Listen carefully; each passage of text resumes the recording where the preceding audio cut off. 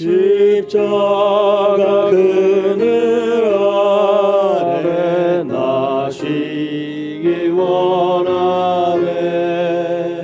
저 햇빛이 뜨겁고 또 짐이 무거워 이 광야 같은 세상에 늘 방황할 때에 주 십자가의 그늘에 내 쉴 곳 찾았네. 내 눈을 밝히 떠서 저 십자가 볼 때 날 위해 고난 당하신 주 예수 보인다. 그 영상 볼 때 내 맘에 큰 찔림 받아서 그 사랑 감당 못하여 눈물만 흘리네. 십자가 그늘에서 나 길이 살겠네. 나 사모하는 광채는 주 얼굴뿐이라. 이 세상 나를 버려도 나 두려움 없네. 내 한량 없는 영광은 십자가 뿐이라.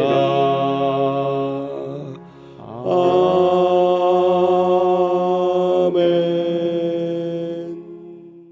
3장 1절로 10절이 되겠습니다. 제가 한 절, 성도님들이 한 절 서로 교독합니다. 여호와의 말씀이 두 번째로 요나에게 임하니라. 이르시되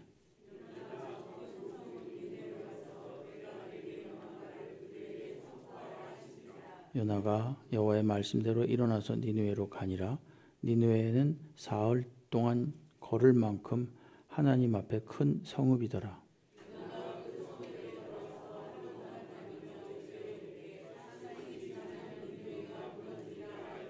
니느웨 사람들이 하나님을 믿고 금식을 선포하고 높고 낮은 자를 막론하고 굵은 베옷을 입은지라.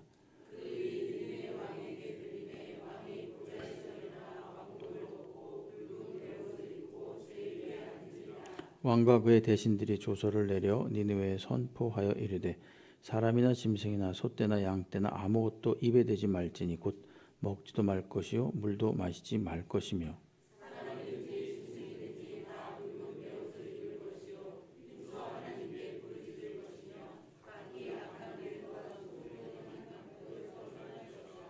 하나님이 뜻을 돌이키시고 그 진노를 그치사 우리가 멸망하지 않게 하시리라. 그렇지 않을 줄을 누가 알겠느냐 한지라.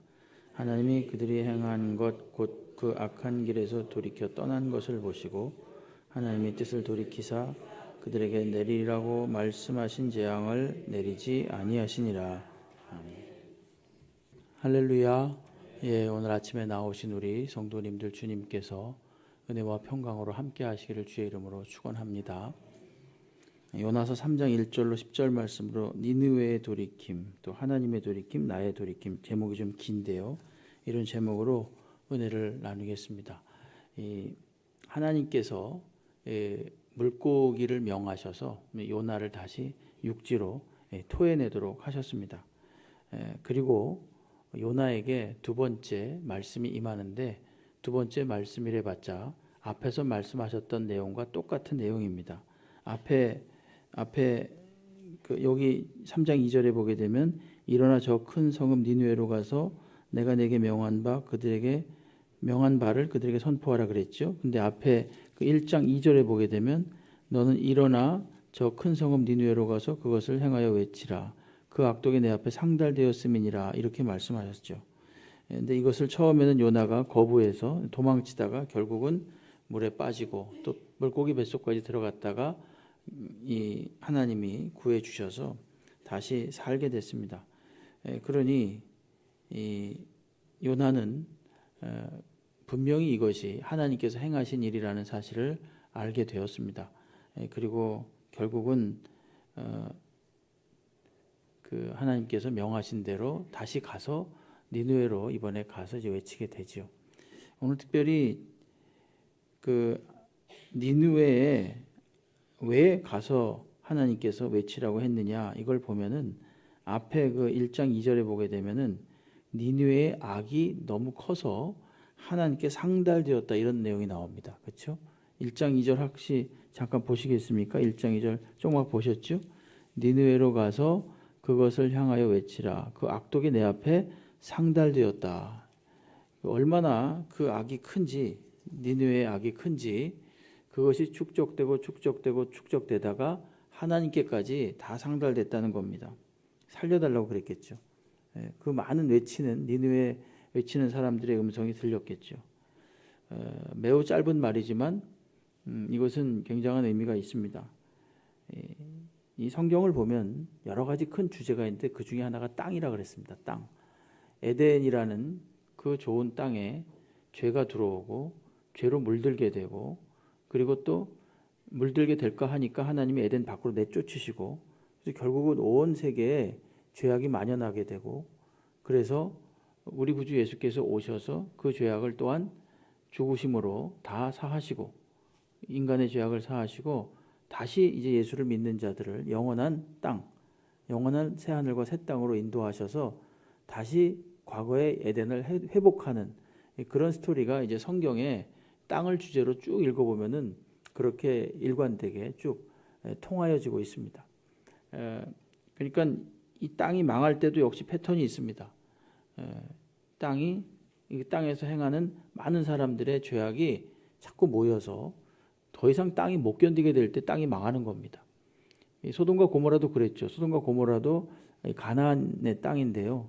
거기 보게 되면 창세기 18장 20절로 21절 말씀에 보게 되면은 여호와께서 이르시되 소돔과 고모라에 대한 부르짖음이 크고 그 죄악이 심히 무거우니 내가 이제 내려가서 그 모든 행한 것이 과연 내게 그랬죠. 들렸다 그랬습니다. 부르짖음과 같은지 그렇지 않은지 내가 보고 알려 하노라 이렇게 말씀하십니다. 소돔과 고모라가 아주 죄악이 굉장히 충만해져 가지고 그 부르짖음이 하나님께까지 들렸고 하나님께서 그걸 확인차 내려가시고 그래서 이제 소돔과 고모라를 멸망시키게 되는 그런 과정을 밟습니다. 창세기 15장 16절을 보시게 되면요. 이런 말씀이 나옵니다. 창세기 15장 16절에 하나님이 아브라함에게 하시는 말씀인데요. 내 자손, 즉 아브라함의 자손은 4대 만에 이 땅으로 400여 년 만에 이 땅으로 돌아온다. 이 땅은 가나안 땅을 말해요. 이는 아모리 족속의 죄악이 아직 가득 차지 아니함이니라. 그러니까 아모리 족속은 가나안 족속 대표 족속인데 가나안에 아직 죄악이 가득 찰 동안, 즉 400여 년 동안 이제 너희들이 그쪽에 그 애굽에 가 있다가 이 가나안 땅으로 돌아오게 되는데 가나안 땅이 너희들에 의해서 새롭게 대체될 것이다. 그런 말씀을 하시는 겁니다. 그 말씀대로 이스라엘 백성이 애굽 땅에서 430년간 종노릇하게 되고 그리고 가나안 땅은 그 430년간 죄악이 계속 쌓여가게 되고 결국 그 죄악이 하나님께 상달되어져서 이스라엘이라는 민족으로 가나안을 다시 대체하게 되는 것입니다. 그러니까 땅이 가득하면 망한다. 이것은 이 멸망하는 하나의 패턴입니다. 계속해서 죄악이 쌓여가면 하나님이 그 죄악을 두고 보시지 아니하시고 그 총량이 아주 못 견딜 만큼 됐을 때 하나님이 땅을 멸하신다. 이런 거죠. 우리가 주님의 복음이 전 세계 끝까지 전파되는 날에 주님이 오시리라 그랬습니다. 그때는 언제인지 알지 못합니다. 반면에 전 세계 끝까지 전파되는 날 그때 오신다 그랬는데 그것도 바꾸어 말하면은 악이 더 이상 이 땅이 악을 더 이상 견디지 못할 그때 주님이 오신다라는 말과 상통하는 말이다, 이렇게 이해할 수 있습니다. 잠깐 이 땅에 대한 말씀을 드렸고요. 어쨌든 요나는 다시 물고기 뱃속에서 나오죠. 나오니까 이번에는 고분고분합니다. 하나님께 도망가지 않고 하나님께서 시키는 대로 합니다. 뭐 뒤로 가면 또 삐딱하게 하나님께 대해서 불평하고 원망하는 그런 일이 나옵니다. 그렇지만 지금 당장은 어쨌든 하나님이 구해 주신 게 너무 확실하니까 도무지 이 하나님의 이 구원의 은혜를 거절할 수가 없었죠. 그래서 마음엔 별로 내키지 않지만 그보다 훨씬 더 압도하는 이 하나님의 이 용서의 은혜를 맛봤기 때문에 차마 거부할 수 없었던 것입니다. 용서의 은혜를 맛본 자, 이 요나는 그래서 이제 그 은혜의 힘에 밀려가지고 니느웨로 가는 겁니다. 하나님께서 당신의 아들 예수 그리스도를 십자가에 매다심으로 우리를 자녀 삼으셨습니다. 이것은 하나님의 일방적인 은혜입니다.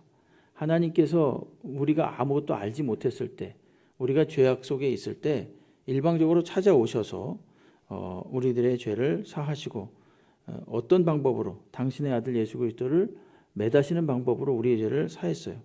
그렇기 때문에 성도는 무슨 말을 해도 거절할 수 없는 말 중에 하나가 뭐냐면 용서하라, 이 말입니다. 그렇죠? 용서하십시오. 당신이 하나님께 용서받은 것처럼 당신도 용서하십시오. 이러면요, 이걸 도대체 어떻게 거부할 수가 없어요. 마음은 내키지 않더라도 그 말이 정답이라는 사실을 압니다. 왜냐하면 내 자신이 정말로 하나님의 죄사함의 은혜를 받은 사람이라면 알아요. 그렇기 때문에 거부를 못해요. 마음은 좀 싫더라도 거부를 못해요. 왜냐하면 성령께서 그 마음에 용서의 은혜를 심어 놓으셨기 때문에 이걸 뭐 용서합시다, 사랑합시다, 이 말은 거부할 수가 없어요. 도저히. 싫더라도, 그렇게 또 못하더라도, 마음은 정말로 찜찜하고 그러기 싫어요. 그럼에도 불구하고 그것이 정답이란 것은 거부할 수가 없는 겁니다. 아무리 원수 같은 사람일지라도 사랑합시다, 용서합시다, 이 말을 하면 왜 그런가? 왜 그걸 거부할 수 없는가? 하나님이 우리를 이미 당신의 아들을 통해서 죽이시면서까지 용서하셨기 때문에 그걸 너무나도 요나가 뱃속에 있다가 물고기 뱃속에 있다가 나와서 산 것처럼 분명하게 경험했기 때문에 이걸 갖다가 거부할 수가 없어요. 만약에 그것이 부담스럽지 않다면 아직까지 그가 정말로 용서의 은혜를 받은 자인가 그렇지 못한 자인가를 생각해야 됩니다. 적어도 정답인 것만큼은 부인할 수가 없는 거예요. 예수께서 이제 대답하시는 장면이 있는데 베드로의 물음에 대해서 몇 번을 용서해야 됩니까? 이렇게 물어보니까 이제 대답하시면서 이런 말씀을 하십니다. 마태복음 18장 32절로 35절인데요. 이에 주인이 그를 불러다가 말하되 악한 종아, 내가 빌기에 내가 네 빚을 전부 탕감하여 주었거늘 내가 너를 불쌍히 여김과 같이 너도 내 동료를 불쌍히 여김이 마땅하지 아니하냐 하고 주인이 노하여 그 빚을 다 갚도록 그를 옥졸들에게 넘기니라. 너희가 35절 같이 읽어볼까요? 시작. 너희가 각각 마음으로부터 형제를 용서하지 아니하면 너희 하늘 아버지께서도 너희에게 이와 같이 하시리라. 아멘. 이렇게 말하는 거예요. 용서의 맥락에서 베드로가 얼만큼 용서해야 됩니까? 뭐 7번씩 7번을 7번씩 70번까지 용서하라, 이런 말씀을 하시면서 한 예를 드는 게 이 말씀이에요.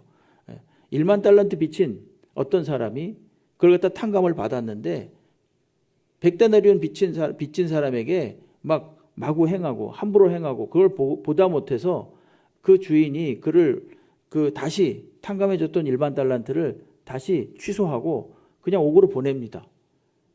왜 너는 그렇게 어마어마한 금액의 액수를 탕감받았음에도 불구하고 너는 그렇게 작은 금액의 그 빚진 내 동료를 용서하지 못하느냐, 탕감해 주지 못하느냐, 이런 말씀이거든요.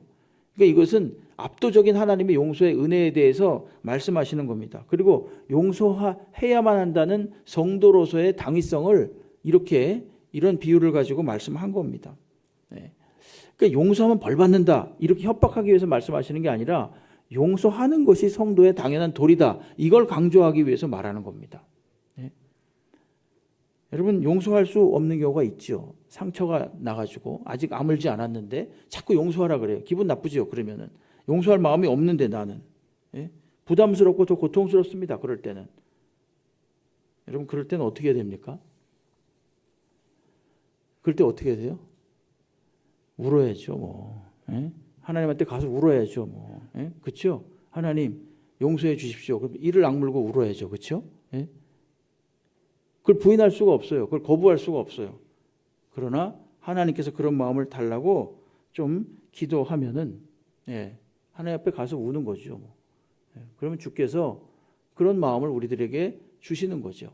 에베소서 4장 26절 27절에 사도 바울은 이런 말을 합니다. 분을 내어도 죄를 짓지 말며 화가 나도 죄 짓는 데까지는 가지 말란 뜻이고요.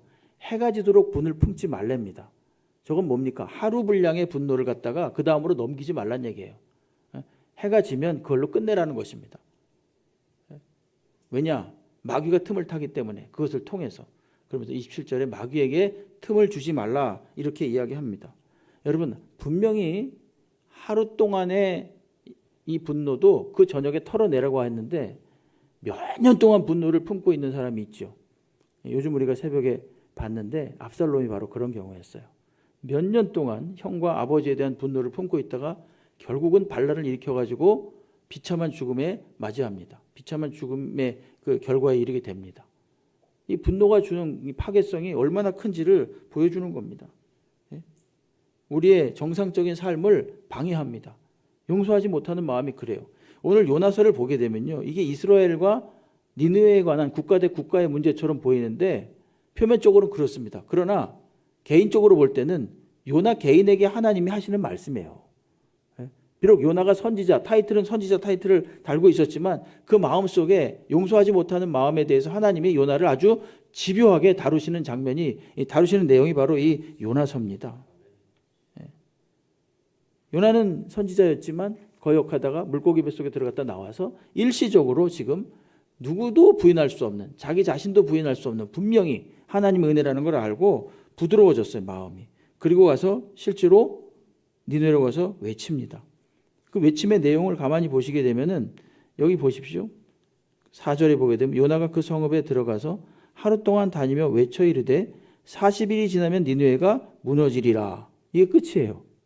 그렇죠? 뭐 어떤 무슨 신학적인 뭐 논리도 없고 뭐 굉장한 뭐 장엄한 무슨 연설도 아니고 여기 보면 굉장히 간단해요. 40일 지나면 무너질 것이다. 이러면서 외치고 다닌 겁니다. 하루 동안. 그렇죠?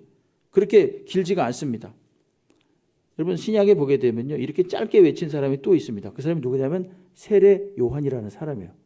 세례 요한이 마태복음 3장 2절에서 뭐라 그랬냐면 회개하라 천국이 가까웠느니라. 끝. 이겁니다.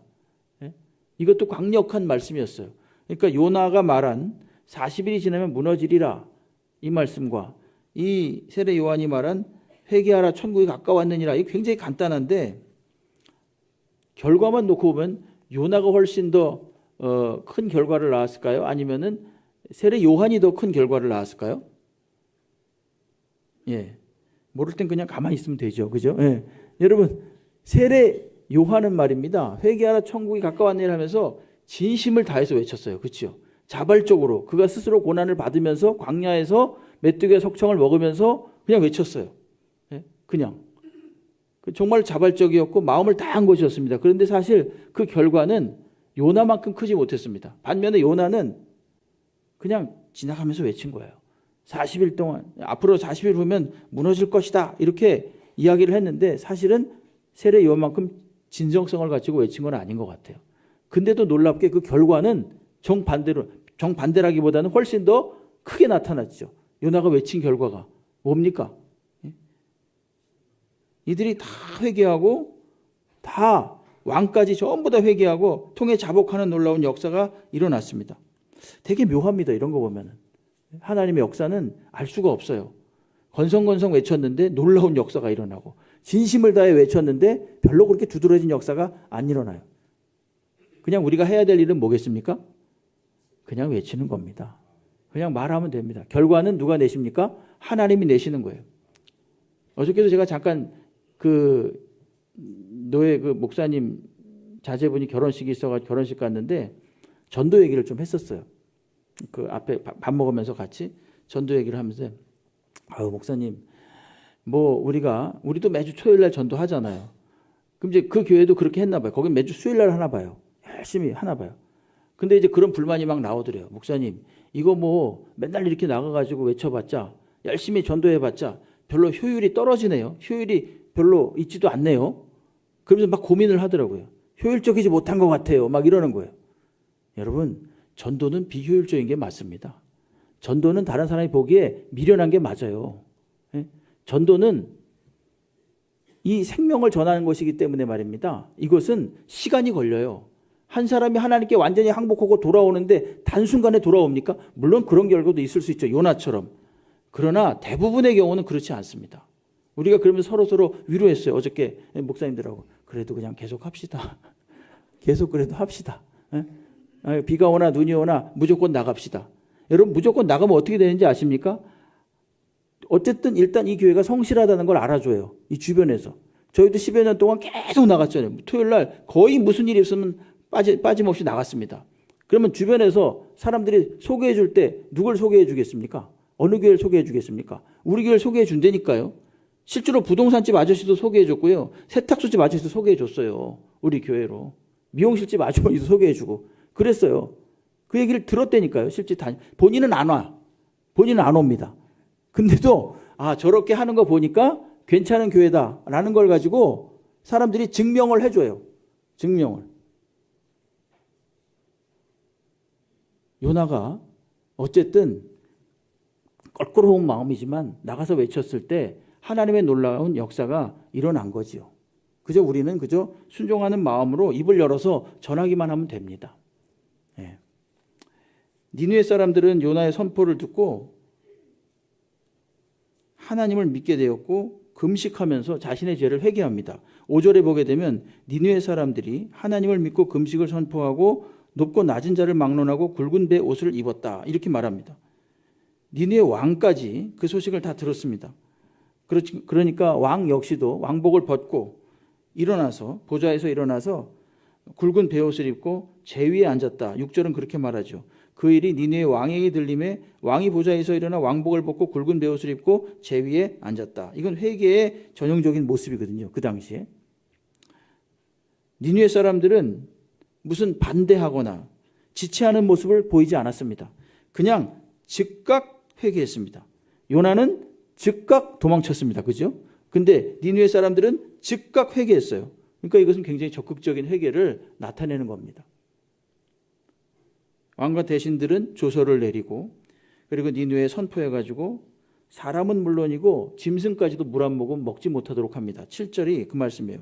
왕과 그의 대신들이 조서를 내려 니느웨에 선포하여 이르되 사람이나 짐승이나 소떼나 양떼나 아무것도 입에 대지 말지니 곧 먹지도 말 것이요 물도 마시지 말 것이요. 이렇게 말합니다.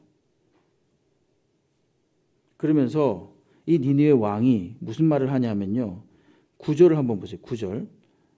이게 니느웨 왕이 내리는 명령 중에 일부인데 하나님이 뜻을 돌이키시고 그 진노를 그치사 우리가 멸망하지 않게 하시리라.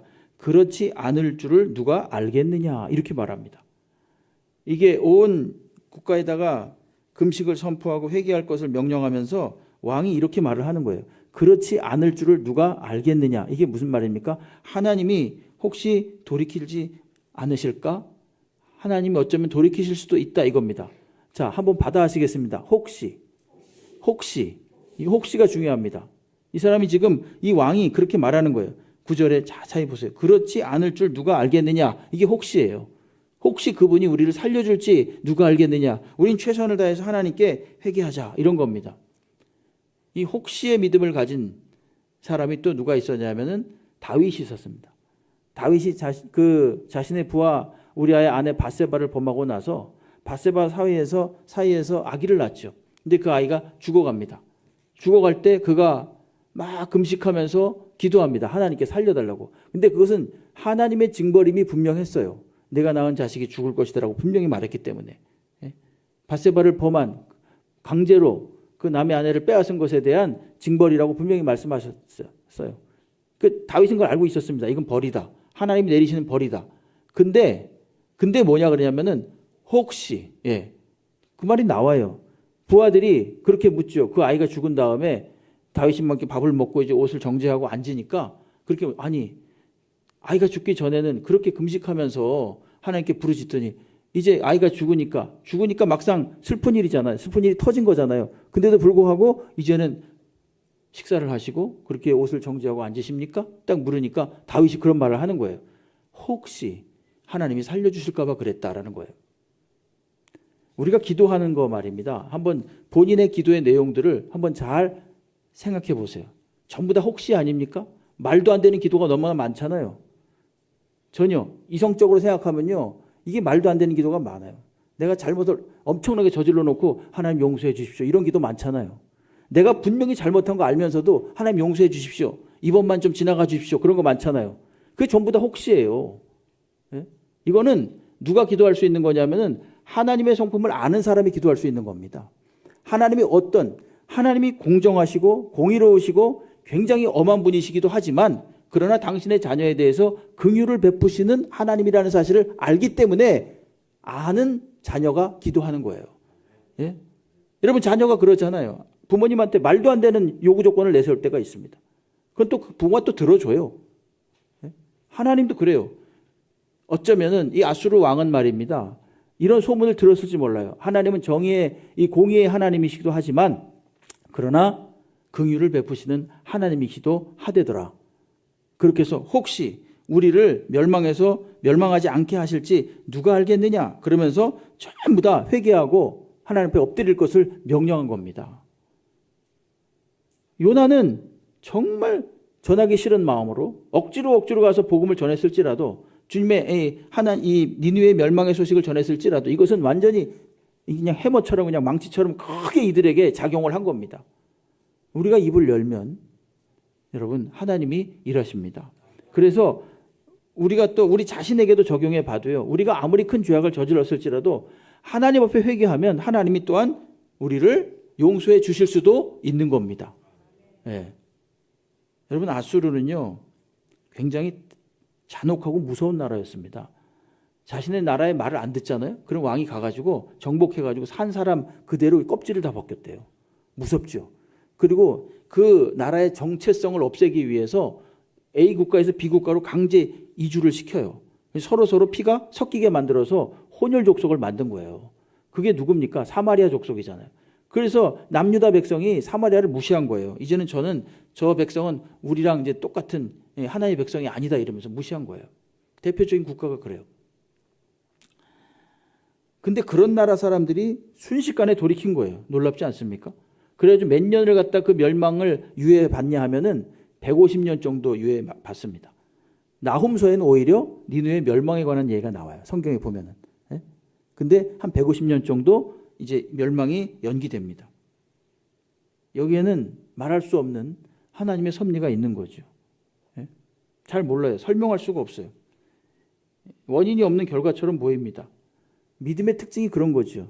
믿음은 원인이 없어요. 뭐 우리가 잘했거나 조건을 잘 갖춰가지고 믿은 게 아니라 하나님 일방적으로 믿게 하셔서 믿은 거잖아요. 그런 것처럼 도대체 이 사람들은 왜 이렇게 짧게 그것도 뭐 진심을 다해서 외친 말도 아닌데 이거 듣고 어떻게 회개를 했을까?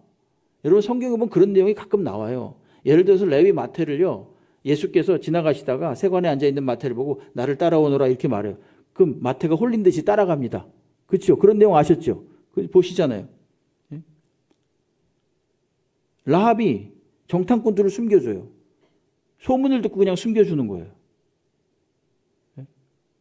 에스더가 3일 동안 금식하고 아수에르 왕 앞에 나왔을 때 아수에르 왕이 자기 금호를 내밀어가지고 그를 살려주고 그의 소원을 들어줍니다. 이거 전부 다 뭡니까? 이거 어떻게 말로 설명할 수 없는 거예요. 이건 하나님의 전적인 주권이죠. 여러분, 우리가 이 자리에 와 앉아 있는 것도 하나님의 주권적인 역사입니다. 네? 우리가 처음 예수를 믿게 될 때를 한번 생각해 보세요. 내가 무슨 착한 일을 했더니 내가 예수가 믿어지더라 그랬습니까? 그렇지 않잖아요. 어쩌다 보니까 예수를 내가 믿었다, 이게 정답입니다. 8절부터 10절에는요 돌이키다라는 말이 나옵니다. 8절에서 10절에 보면 돌이키다 또는 떠나다, 이런 말이 집중적으로 나와요. 잘 보세요. 사람이든지 짐승이든지 다 굵은 베옷을 입을 것이요 힘써 하나님께 부르짖을 것이며 각기 악한 길과 손으로 행한 강포에서 어떻게 하라고요? 떠날 것이라. 하나님의 뜻을 돌이키시고 그 진노를 그치사 우리가 멸망하지 않게 하시리라. 그렇지 않을 줄을 누가 알겠느냐 한지라. 하나님이 그들이 행한 것 곧 그 악한 길에서 돌이켜 떠난 것을 보시고 하나님이 그 뜻을 돌이키사 그들에게 내리라고 하신 말씀하신 재앙을 내리지 아니하시니라 이러죠. 여기 뭐가 나옵니까? 돌이키다. 그런 말이 계속 반복되고 있습니다. 계속해서. 니느웨가 돌이키니까 하나님도 돌이켰어요.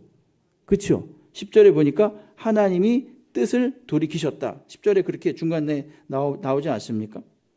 아무리 악한 왕일지라도 악으로부터 그가 돌이키면 하나님이 돌이킬 의향이 있으시다는 거예요. 심판에 돌이킬 의향이 있으시다는 겁니다. 이 성경에 보게 되면 열왕기가 나오는데 열왕기에 보게 되면 북이스라엘의 대표적인 왕이 나옵니다. 북이스라엘의 대표적인 왕이 누굽니까? 혹시 기억나십니까? 아합이라는 왕입니다. 그 아합이라는 왕은 그 시돈 왕 엣바알의 딸이었던 이 이세벨하고 결혼을 하는데 그건 아주 바알을 극심하게 섬기는 그런 나라의 공주였어요. 근데 그 공주가 와가지고 나라를 완전히 다 엉망으로 만들었습니다.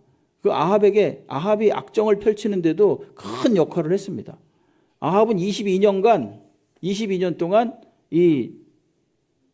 그 북이스라엘을 완전히 다 그냥 바알의 소굴로 만들어 버렸습니다. 근데 놀라운 일이 일어나는데 엘리야가 가서 당신 회개해야 된다고 하면서 지적하니까 뜻밖의 회개를 해요. 열왕기상 21장 27절 말씀 보게 되면 아합이 이 모든 말씀을 들을 때, 이 엘리야가 전하는 말씀이에요. 경고의 말씀을 들을 때 그의 옷을 찢고 굵은 배로 몸을 동이고 금식하고 굵은 배에 누우며 또 풀이 죽어 다녔다. 이런 말을 합니다.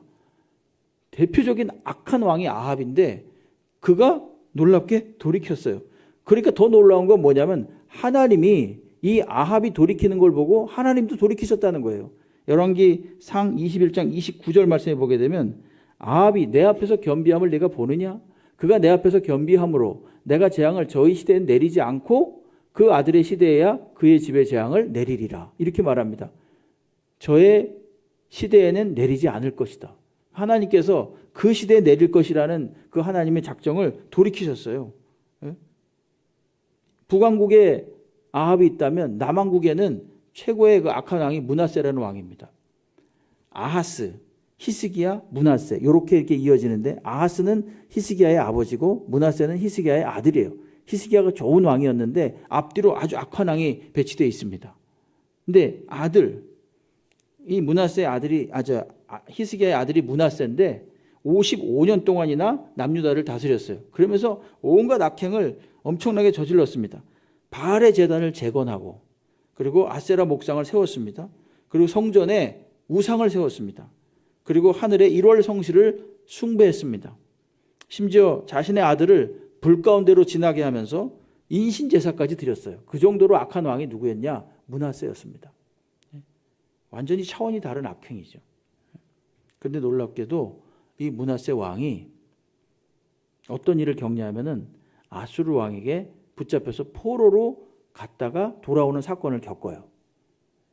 역대하 33장 10절로 13절인데요. 여호와께서 므낫세와 그의 백성에게 이르셨으나 경고하는 거죠. 그들이 듣지 않았다. 이렇게 말합니다. 그래서 여호와께서 아수르 왕의 군대 지휘관들이 와서 치게 하심에 아수르를 통해서 이 남유다를 치게 한 거예요.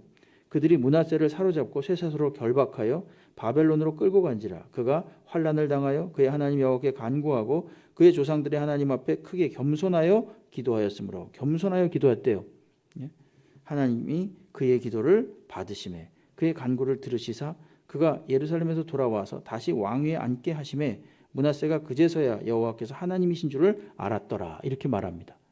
그렇게 악한 왕인데 한번 크게 혼나고 나서 므낫세가 회개했다는 거예요. 돌이키니까 하나님이 또 그의 기도를 또 받아주세요. 놀랍죠? 받아주세요. 므낫세가 돌이키니까 하나님도 돌이키신 거예요. 여러분 하나님은요 말씀하신 바를 반드시 행하십니다. 그런데 로봇처럼 AI처럼 비정한 하나님이 아닙니다. 하나님은 인격적인 하나님입니다. 언제든지 돌이킬 준비가 돼 있는 하나님이십니다. 그래서 내가 돌이킬 때 하나님도 돌이키시는 거예요. 예레미야 18장 7절로 10절 말씀에 보면 이런 말씀이 나옵니다. 내가 어느 민족이나 국가를 뽑거나 부수거나 멸하려 할 때 만일 내가 그 말한 그 민족이 그 악에서 돌이키면 내가 그에게 내리기로 생각했던 재앙에 대하여 뜻을 돌이키겠고, 그렇죠? 내가 어느 민족을 반대로 어느 민족이나 국가를 건설하거나 심으려고 할 때 만일 그들이 나보기에 악한 것을 행하여 내 목소리를 청종하지 않으면 내가 그에게 유익하게 하리라고 한 복에 대하여 뜻을 돌이키리라. 그러니까 하나님은 회개하고 용서를 구하고 주님께 진심으로 자복할 때 돌이키실 준비가 돼 있는 하나님이에요. 반면 그렇게 하지 않고 반대로 돌아섰을 땐 또 하나님도 반대로 돌이키시는 그런 하나님이라는 것을 예레미야를 통해서 분명하게 말씀하셨습니다. 오늘 이 므낫세가 아니라 니느웨 사건을 통해서도 마찬가지입니다. 그래서 니느웨가 돌이키니까 하나님도 돌이키신 거죠. 하나님께서 돌이키시고 용서하셨다면 하나님을 믿노라고 하는 저희들이 돌이키는 것 매우 당연한 일이겠죠. 왜 여기서는 아멘이 안 나옵니까? 그죠? 이거 매우 당연한 일이죠. 니느웨가 돌이켰듯이 자신의 잘못으로부터 돌이키고 또 하나님은 그 모습을 보고 돌이키시는 그런 선순환이 우리의 삶 속에 있기를 간절히 바랍니다. 용서하지 못하는 마음이나 미래에 대한 불안이나 염려나 욕심, 순종하지 못하는 마음 이런 것들로부터 돌이키시기 바랍니다. 여러분 주님이 오실 날이 얼마 남지 않았습니다. 우리의 영혼을 갉아먹는 어리석은 생각들로부터 돌이키셔서 하나님께로 향하시기 바랍니다. 하나님은 오늘도 모든 이들이 돌이키시기를 원합니다. 니느웨가 돌이켰습니다. 하나님도 돌이켰습니다. 오늘 성령께서 우리들의 마음속에 물어보시는 거죠. 너도 돌이키지 않겠느냐? 이렇게 물으시는 겁니다.